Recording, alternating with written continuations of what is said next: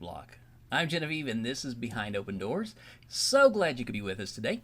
I am going to be changing up a little bit on things because I had my guest give me a call this morning and let me know that she is not feeling well. And so I want to wish all the best to Amanda as she recuperates and recovers her strength. And we are definitely working to get her rescheduled at some point in the near future so that she can share with us the information that she has from her experiences in life. But today I kind of had to switch gears real quick. And so just want to make you aware that today's content is kind of a little bit of a perspective of mine. And I'm going to be talking a little bit about how I came to the place of sex positivity that I did.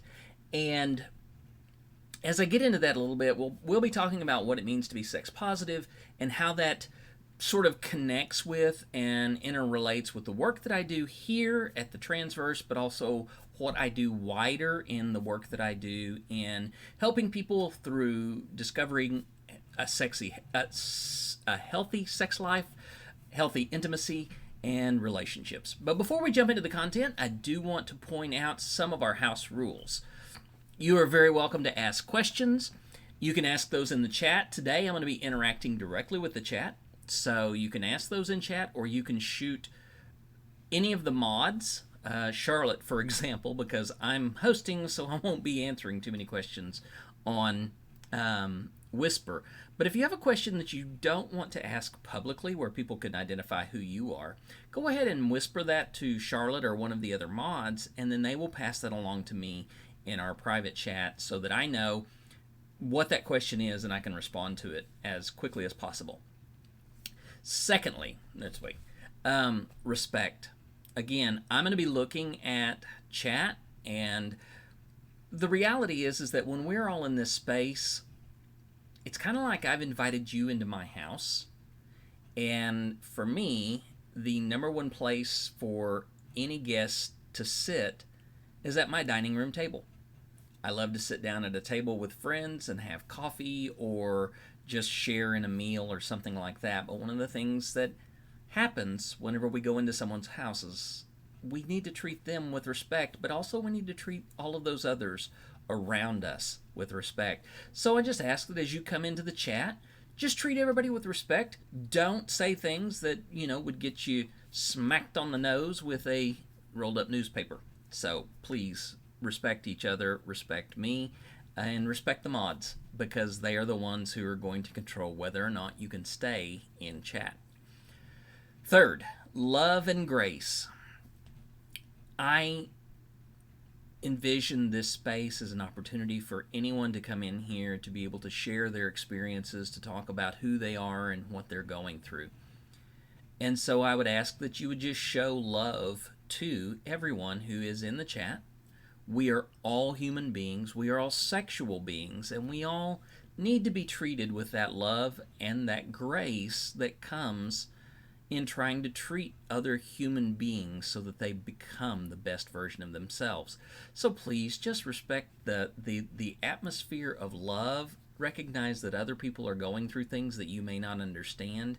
They may also have things going on that are so powerful and pressuring on them right this moment that any kind of comments that would tear them down may add to that stress. So please treat each other with grace.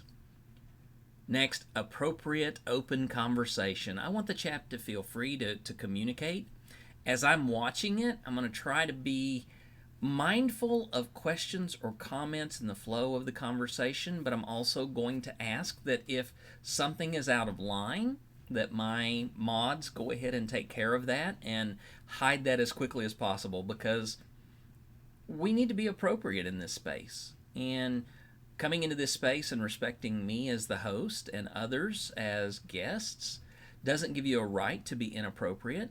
People may not understand what you are trying to say, and if you come in and you try to force something or you try to push something upon other people, it disrupts the flow of that space of love and grace and the respect we show to each other.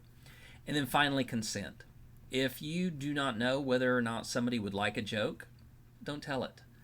If you don't know whether or not a comment is appropriate, don't share it. Whisper it to one of the mods and see if they can clarify that for you.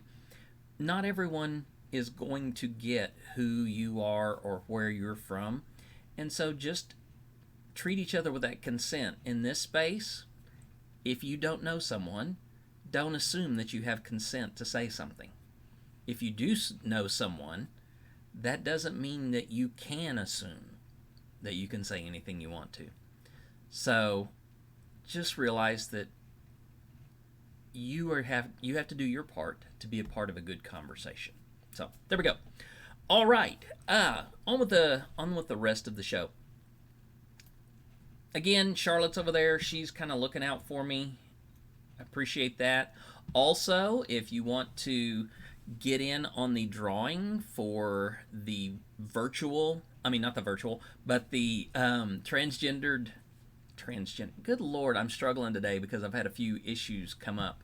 But if you want to get in on the drawing for the droid that has been custom painted with transgender colors, those feebucks that you see are very important for that. So just keep an eye on that and watch those numbers go up. But if you want to really help out, you can subscribe to the channel and support us in what we are doing, not just here, but in the Transverse as a whole. Like I said, today I want to talk a little bit about sex positivity and bring to your attention kind of where I come from on that. For those who don't know, my background is very religious. I am an ordained United Methodist pastor. I'm no longer serving as a pastor, but I did serve as a pastor for 23 years. And my coming to an awareness or an attitude of sex positivity was not immediate. In fact, it's something that I had to be awakened to. And that sex positivity, the awakening, I have to attribute to one person and the work she and her partner are doing to educate and inform people all around the world. In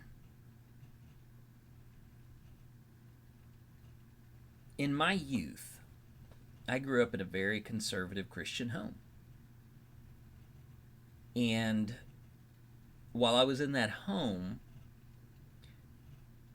the sense of being loved, of being wanted, of being accepted revolved around how good I was. And so as long as I was a good boy, back then I was a boy to everyone else, as long as I was a good boy, I felt like I've earned people's love. And when it came to the issues of sexuality and sex in general, and my body as I began to develop, keeping that rule of being the good boy was important. My first sexual encounter didn't happen until I was in college. And even though I was not married, I was out of marriage whenever I had that first sexual...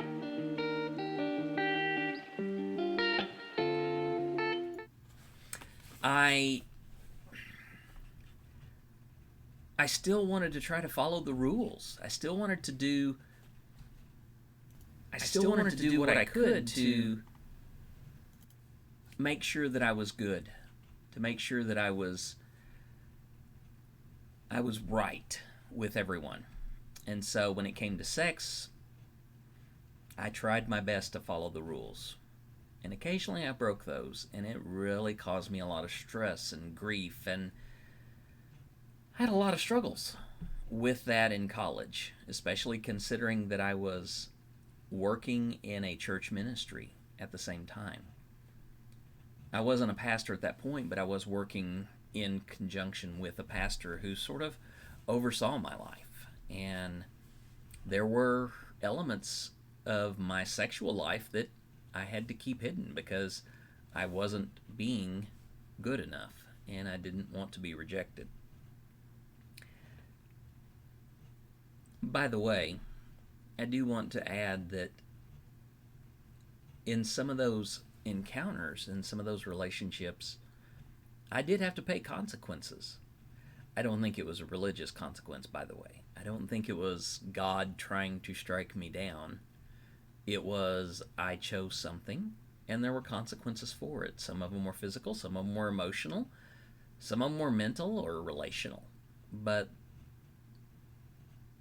wading into the world of sexuality and opening myself up to that, I make choices, and so I had to accept consequences. And those consequences helped me become who I am today, even now, in how I look at sex and sexuality and how we are sexual beings. So I'm the first one to admit I wasn't pure and I wasn't an angel. I was just a human being who was a sexual being. So after college, I graduated and went to seminary to become a pastor. And what happened in seminary was I discovered online porn. It was in the early 90s, well, the mid 90s, I guess, and the internet was becoming very much more accessible. And so I found pornography on the internet, and I began to see sex in various new ways. Growing up in rural Oklahoma in a conservative community, there was straight, which was the right way, there was gay, which was the wrong way, and then there was just weird. That's how it broke out in my little corner of rural Oklahoma. When I went to college, my understanding of gay expanded, and so I began to understand lesbian and bisexual. I also began to see that right and wrong in that issue wasn't as clear cut as the Bible. Still had some pretty strong opinions about it, and I do have to admit that my opinions then are not something I'm proud of today. I shut the door on a lot of understanding of gay and lesbian and bisexual siblings within the community and in the health, in the global connection. But I also discovered that sex was something to explore and that there was a variety to be experienced. And so I began to be at least aware that it wasn't just for making babies. There was something more to it. Thank you, Mama Pistachio. I appreciate that so much. When I got into seminary, I really didn't expand my knowledge, but I did expand my vision as I encountered pornography and saw the variety of sexual acts and discovered kinks and really began to see that what was out there in the world was not as cut and dried as my little small world upbringing said about sex. I began to develop an attitude or a philosophy of sex that it really had three purposes. One was procreation, which was the official line of the church. That was why we were created as sexual beings, was to be fruitful and multiply, as the story goes. But I also saw that sex was an important part of connection between partners. That the people I had had sex with, I experienced a connection with them, not just in the the relationship around that, but also in those moments. There was something powerful happening within those times of being so intimate with somebody physically. And finally, I began to realize that it was for fun. It's strange that growing up in the church, no one ever said sex was fun. Now, people who were in school with me talked about sex being fun. But no one in the church ever said sex was fun. And the thing that I found was sex was amazingly fun. And so now my world was beginning to be challenged. I began to have to wonder, why was procreation and connection more important than recreation? And hold on to that thought, because I want to come back to that. Also, while I was in seminary and right after that, when my wife and I got married, right before we left, 2 weeks before we left for seminary. But during those 4 years of seminary and the next 5 years of beginning my ministry, I began to really have the cross-dressing aspect of my identity emerge. And I don't say that in a sense that it emerged publicly or even within my relationship. What happened is that it began to emerge privately and secretly. And that's how I began to experience that even more closely. I dabbled in it as a teenager, but really having that time and that self-awareness to explore that happened in those first 5 years of marriage and the 4 years of seminary. So there's about 10 years in there, starting a family and beginning my career, where I just really began to explore who I was.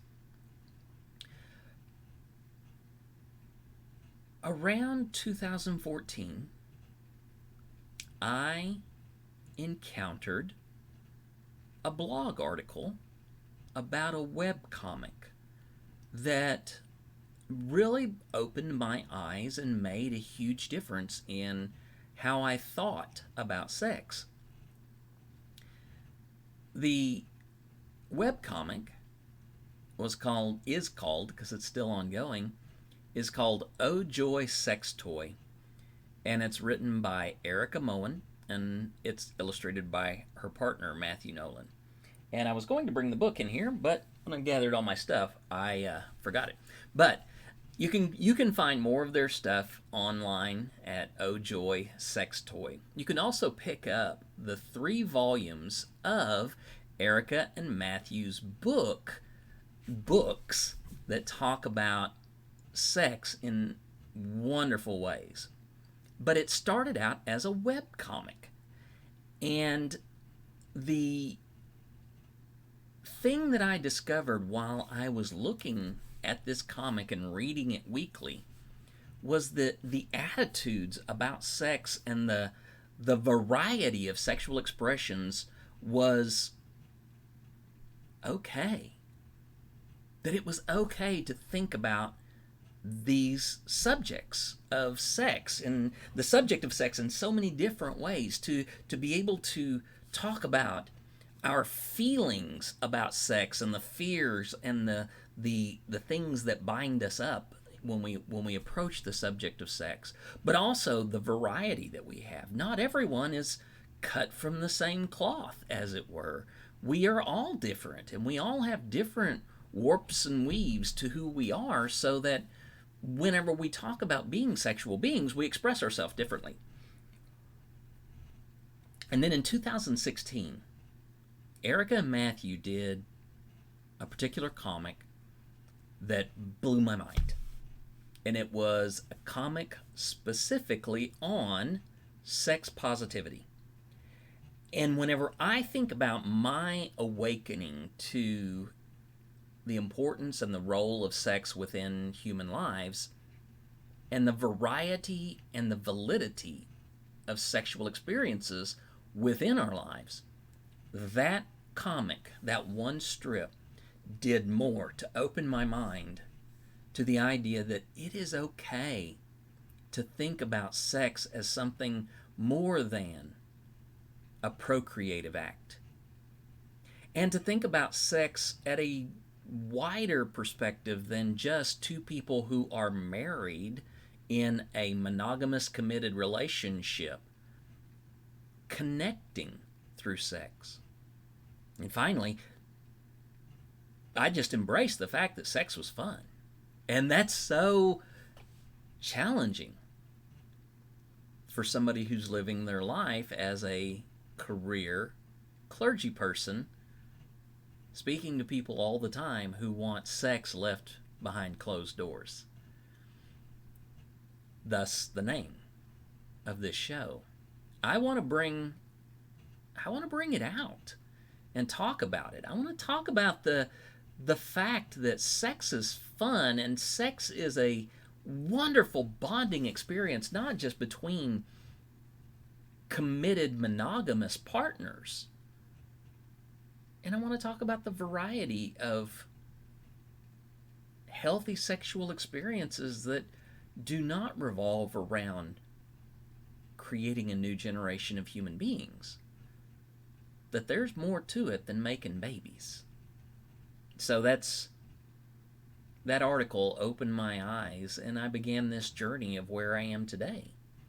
A journey that includes my work on this show, my work as I continue to work in becoming certified as a sex coach, but also my understanding of who I am, my gender, my sexuality, my sexual orientation, my favorites, my hard no's, those things that I'm just not participating in. Because of sex positivity, I've learned so much more about myself than I have really anything else.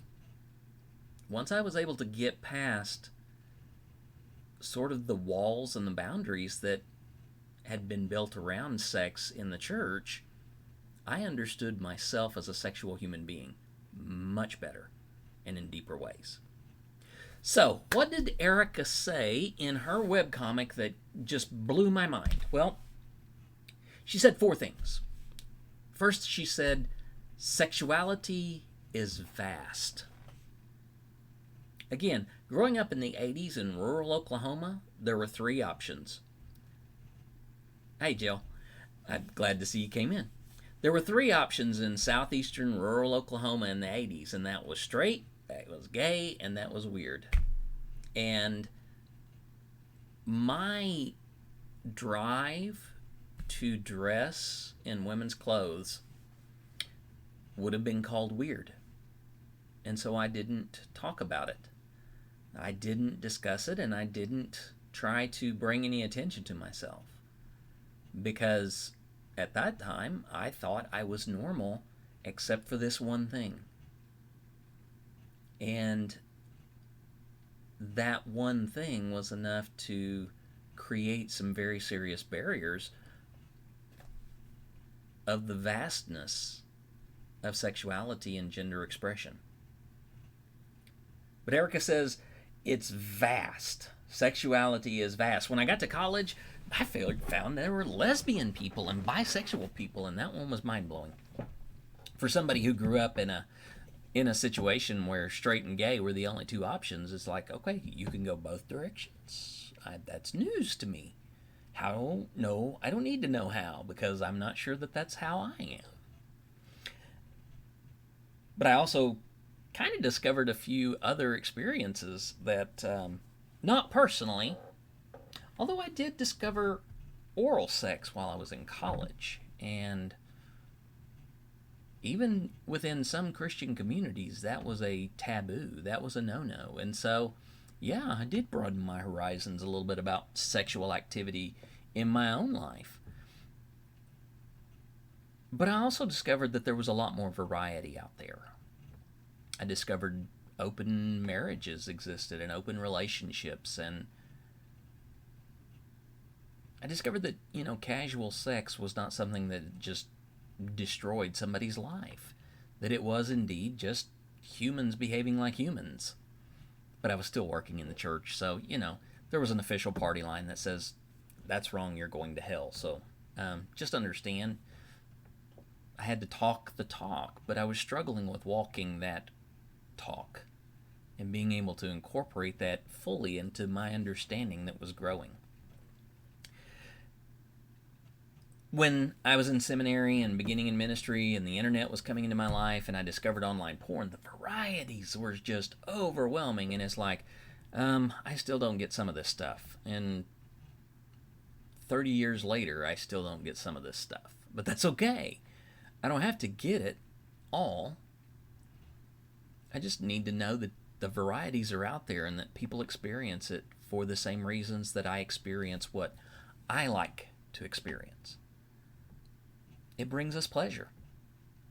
It brings us to a sense of owning our sexual space, so to speak. To be able to be in touch with our bodies, to know what we like and what we don't like, and then to communicate that with another person, or even to be free to communicate that to ourselves. I don't ask people, on the street, what kind of kink are you into? I usually wait until we have at least an introduction before I start that. But the way you experience sex, the way I experience sex, it's okay, as long as some safe rules are in place. As long as you and your partner and those who are directly and indirectly involved understand consent and practice consent, and we'll get into that just a little bit more in a second. As long as you are listening and respecting other people's space as sexual beings, it's okay. It's okay to have those differences of likes. Sexuality is vast. Even the people who are in the chat right here, I can probably guess that every one of us who's in chat probably has one sexual practice or preference that is different from anybody else in the chat. And that's okay. Because we are unique human beings who are created and born as sexual beings. And that uniqueness of what we like or don't like is okay.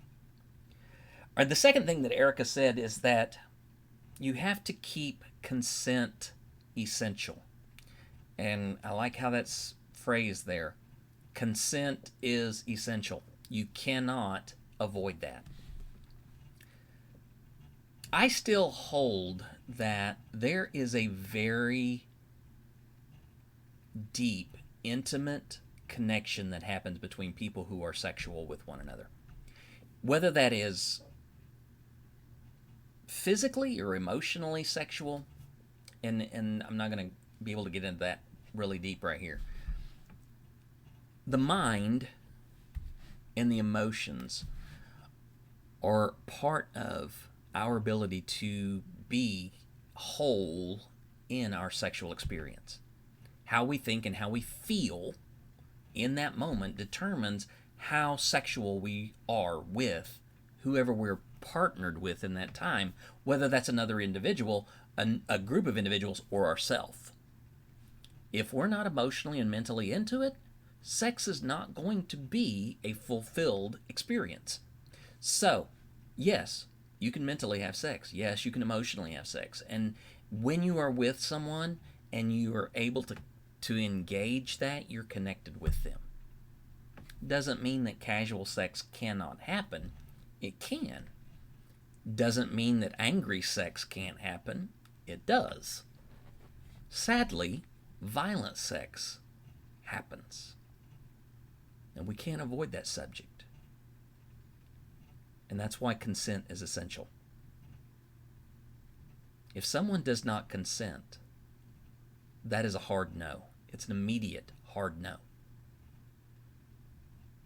Even an I don't know should be considered as a no. In consent, a yes is the only yes. A maybe or an I don't know or another time requires setting that off of the table. Maybe for a few minutes, maybe until the next sexual encounter, maybe until you have the opportunity to sit down and talk about it. But consent is essential. Because to intrude upon somebody else's life, to intrude upon their sexual being, is to remove from them their control of themselves.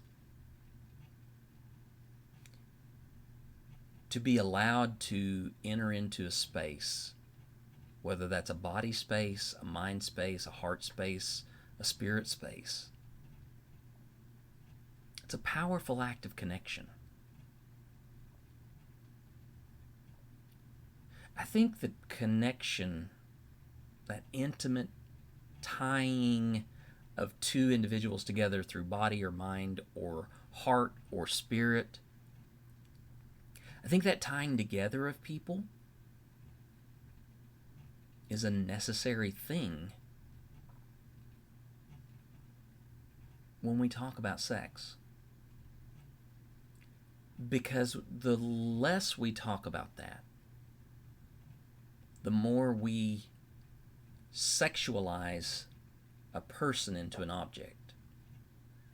The less we consider that another person's body or mind or heart or spirit space is their own, the more they become an object that we can do with as we wish. We dehumanize. To take away someone's power of consent, to take away their voice of yes or no, is to put them in a place where they are a less than human.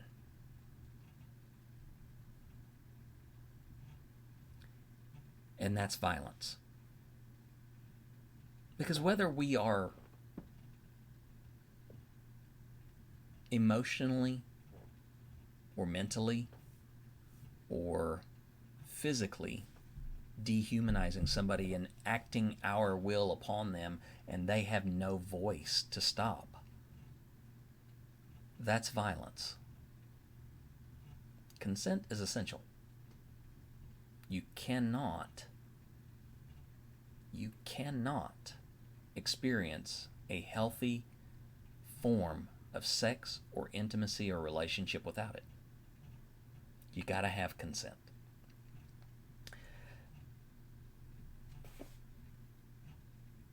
And I've continued to grow in my understanding of consent. It's not just a sexual thing. Consent happens at so many different levels. And when we stop and we think about how we talk to one another, sometimes we don't have consent to say the things we say, and we assume the relationship. We assume something in that connection that we have with another person.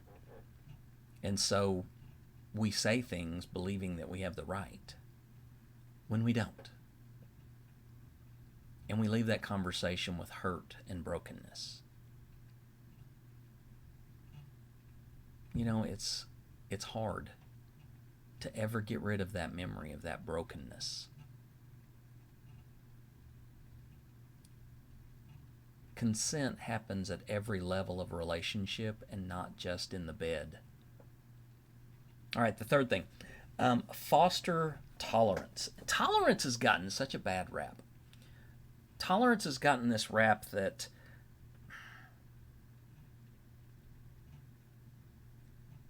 it's a broken word. I kind of look at it differently. Tolerance is a part of a progression. When I was in college, I had a wonderful mentor who taught me the importance of hearing every side of a position and listening to them so that you begin to try to understand where they are coming from, and therefore can respond to that appropriately and accept it or refute it or reject it. That mentor and that lesson carried over so far into my life that it's how I conducted all of my work as a pastor. It's how I worked in different settings with people with vastly different theological viewpoints than my own. In fact, most of the churches I was in, I had a vastly different theological perspective than the people that I was living among and working with. But that idea of at least respecting the differences that each of us have gave me the opportunity to learn, to listen, to hear. So I think fostering tolerance begins with respecting differences in order to learn, to discover, and to approach that in at least a new set of eyes and see it from a different light. And then there's the idea of honoring those differences so that you can have a healthy conversation, a healthy dialogue. Whenever someone is different, being able to honor that fact that they are a different person doesn't give me the luxury to say, well, I'm right, you're wrong, therefore I'm the authority in this. In fact, just the opposite. If I can honor somebody, if I can honor you in the ways that we are different, I don't have to be right in our dialogue, in our conversation. If I can honor you where you are right, and I am right. And that's okay. We don't have to have a wrong in a conversation. So if you like performing oral sex and somebody else does not like performing oral sex, you're both right. If you happen to be partners, there's conversation that needs to happen there, an understanding that needs to be reached, and consent that has to be achieved. But honoring those differences allows both sides to be right. So tolerance involves respecting differences so that you can learn, honoring differences so that you can have that healthy conversation, that healthy dialogue, and then you get to tolerance, which is the ability to recognize your boundaries. Tolerance is the idea that we are separated by a barrier. We're separated by something that keeps us apart. Finding your boundary gives you the strength to say, I'm willing to meet you this far, but this is as far as I'm going to go. And if you try and come and drag me over to your side, you violated my boundary. You have taken one step too far. If I am here to listen and I honor that you are right, but you try to force me to come to your position, that is not acceptable. Tolerance only goes so far. It is not a complete open-ended acceptance of anything. Tolerance is the ability to go so far and then not be able to go any further. And so whenever you can tolerate something, I have a great pain tolerance. I can tolerate pain up to the point where I pass out. That's my 10. A lot of people will, if you've ever been in pain and they've asked you, rate your pain on a scale of 0 to 10, and you say 15, well, first of all, that's not very helpful. Second of all, if 10 is the maximum amount of pain that you can stand, then you're unable to experience pain after that because your brain shuts it off. Which, by the way, if you're in a serious amount of pain physically, but mentally you can't experience that, that's a form of shock, and you need to be in a hospital somewhere. But I've experienced pain that goes all the way to a 10. And how do I know it was a 10? Because all the little stars and birdies that you see in the cartoons showed up, and I was getting ready to go down onto the ground, passed out. I can tolerate it up to a point a little less than that. For me, it's about a 7. And the satanic sesame seed that I had, which is a kidney stone, proved to me that from a 9 to a 10, there's a lot of room. But I digress. Tolerating it doesn't mean that I have to go all the way to a 10. Tolerating it means I get to where I can't tolerate it.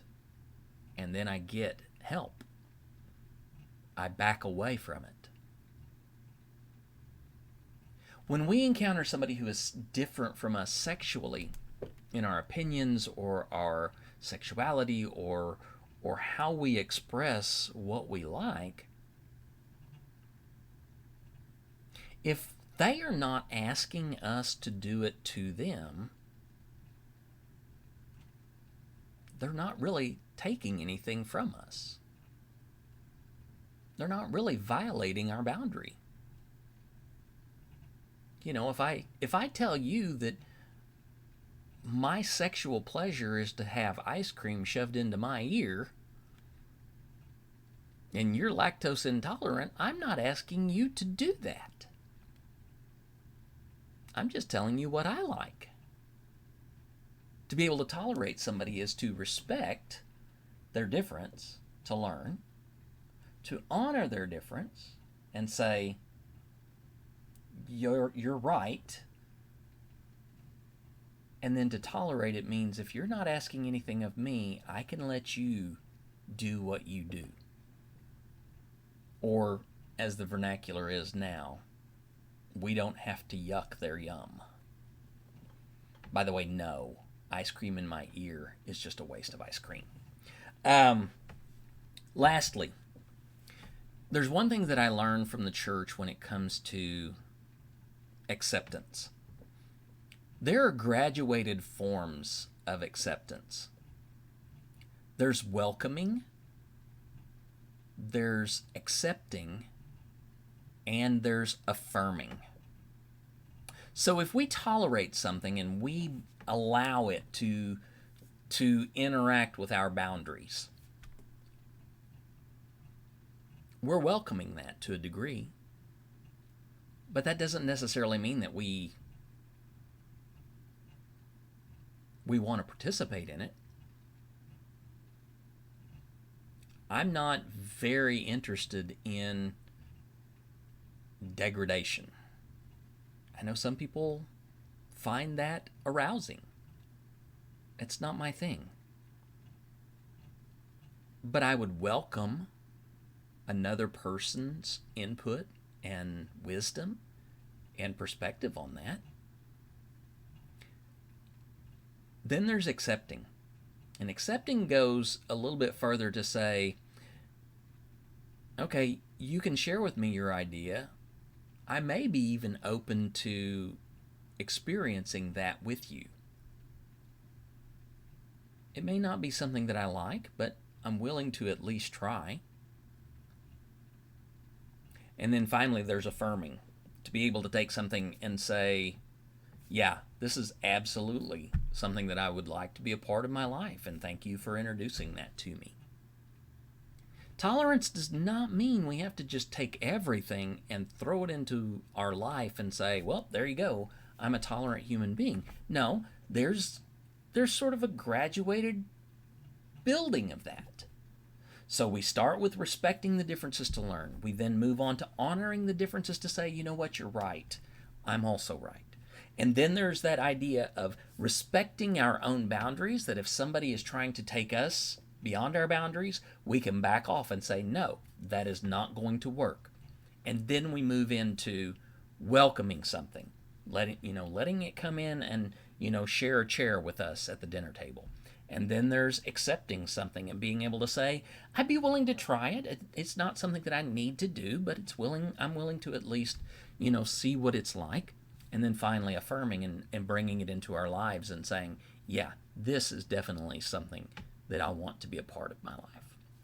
All right, so sexuality is vast, keep consent essential, and finally, foster tolerance. The fourth and final thing that Erica said about sex positivity is this: everyone is entitled to comprehensive sexual education. Everybody should have a comprehensive understanding of what sex is, how we are sexual beings,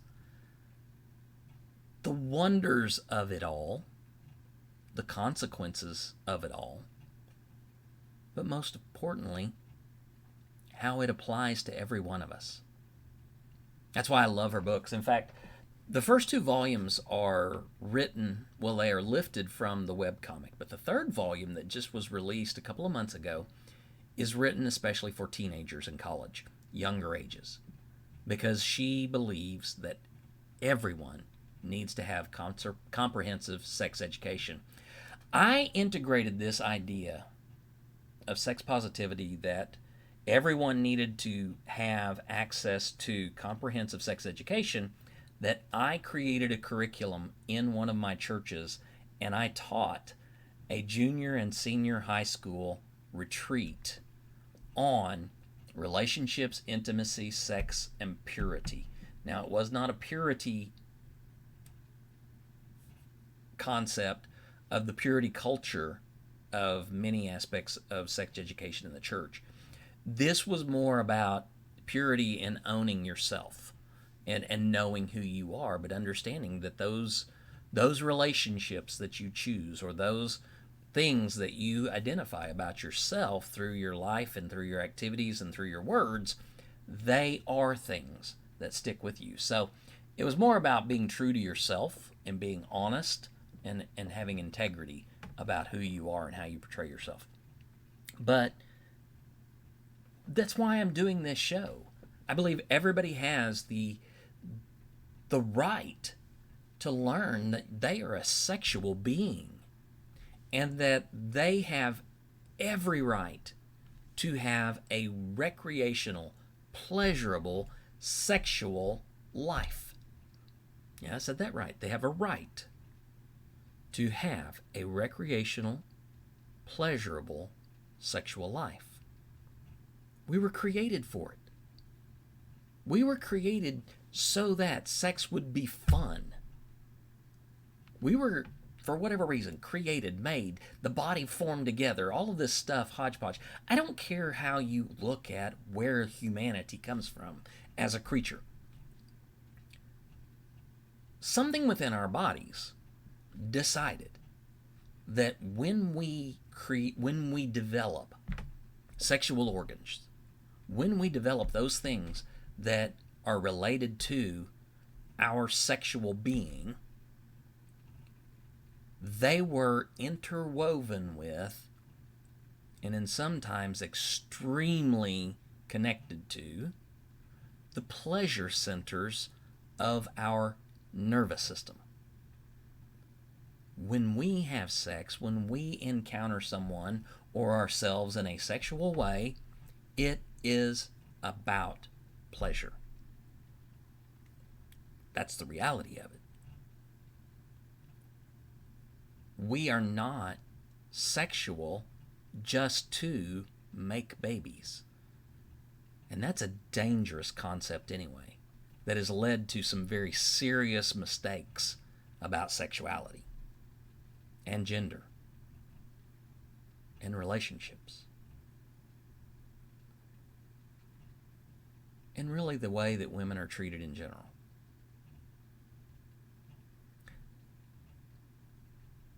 If anyone tunes into my show, I want you to know one thing. You deserve to have a good sex life. You deserve to have a pleasurable sex life. And if anything gets in the way of that, I want to help.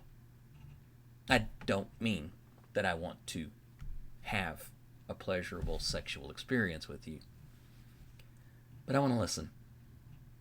And maybe I can share some of my perspective, some of the things that I've learned. But if you want to know more about sex positivity, I could not recommend Oh Joy Sex Toy or Erica Moen and Matthew Nolan anymore. They are delightful. Their comics are whimsical. Their facts are checked. And they really want the same thing that I've been talking about. They want people to have a healthy sex and intimacy and relationship life. So, that's all I got to say about that. Y'all got any questions or comments? Let's play it up in the chat. Come on, somebody's got to be alive out there. Did I put everybody to sleep already? I mean, heavens, it was only 50 minutes of me talking. Come on. Charlotte, are you even awake? Charlotte, are you even here? I think my mod has abandoned me. Hello, is this thing on? Hi. Well, seeing as there is no comments. Oh, hi, Jill. I'm glad to see you there. I do want to advertise one thing. This is a non-paid endorsement. And I want to share with you all that Melissa Murdoch, who is a makeup artist and works with various celebrities in and around the celebrity industry, I guess you could say. She works with transgender femme individuals who want to improve their makeup presentation. And if you go to theprettyfix.com. Oh, hey, Jess. I understand meetings, especially, if you have a meeting where you need to be a grown-up.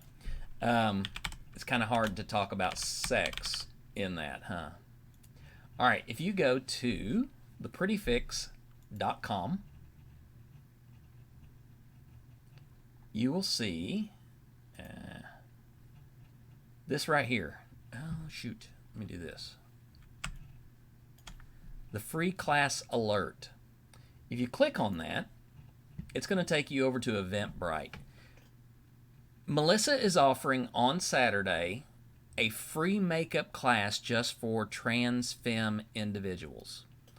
And if you are struggling with your look, if you're struggling with how you present yourself, or you just want a few more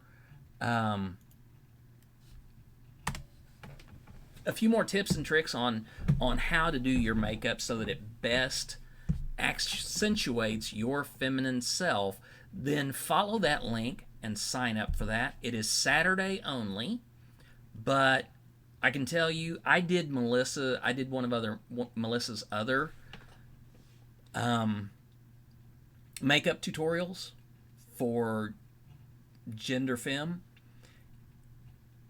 It was amazing. She opened my eyes and she taught me some new perspectives. And this is a lot more about, it's not so much hands-on, get the makeup on your face like Sephora or Ulta would do, but this is definitely more along the lines of, how does makeup make you look better? How does it hide features that you want to hide? So this is going to be helpful if you're one of those that you've played with a little bit, you kind of have a few looks, but you're not really satisfied. I think this is a perfect one for you. Again, it is free. It is for trans femmes. It is not going to be dealing with trans mask or non-binary looks. It is trying to create that more feminine appearance. And yes, I am already signed up for it. If you've ever done Melissa's other workshops I ask her, and her Makeup Made Easy workshop was totally different than this one. There may be a few things that she touches on, but yeah, this is going to be a new thing, and she encouraged me to go ahead and sign up, so I did. So if you want to learn a few things, go ahead and check that out, and maybe I'll see you in the chat on that day. So, all right, any other questions?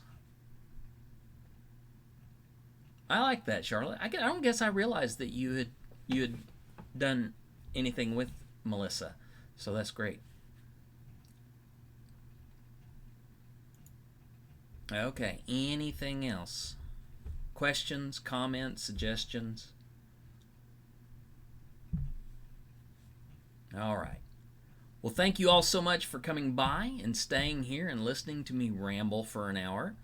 If you do have questions, or you want to talk about issues of sexuality, issues of intimacy, issues of relationship, you can contact me through the Discord, or you can find my contact information at our website, thetransverse.net. But most importantly, if you do not find that your sexual life is pleasurable or fulfilling, you do not have to suffer. You can find a way to that. So, go out there and have a good life. Enjoy yourself. Live free. Live strong. Thank you, Jess. Appreciate you coming in during your meeting. And I will talk to you all next week. Bye.